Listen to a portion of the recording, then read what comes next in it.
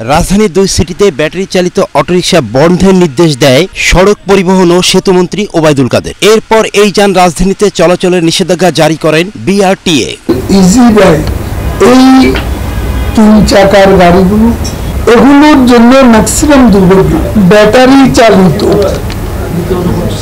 কোনো গাড়ি যেন ঢাকা সিটিতে না।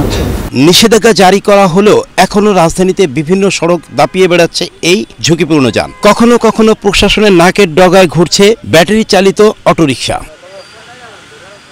অনিয়ন্ত্রিত এই যানের কারণে দুর্ঘটনার সম্ভাবনা বাড়ায়।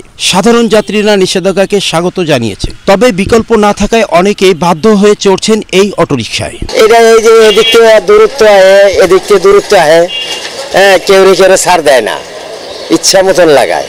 অটোরিকশা উঠলে পরে অটোরিকশা অ্যাক্সিডেন্ট করে, হুন্ডের মধ্যে একটা করে হাত পা ভাঙে দেয়, এর সমস্যা। আগে সমস্যা নেই, অটোতে রিস্ক বেশি, কিন্তু মনে হয় যে তাড়াতাড়ি আসা যায়। অটোরিকশা বন্ধ করে পায়চালিত যে রিক্সাগুলো, এটাকে মোটিফাই করে পায়চালিত রিক্সা চলার সুযোগ দেওয়া হোক।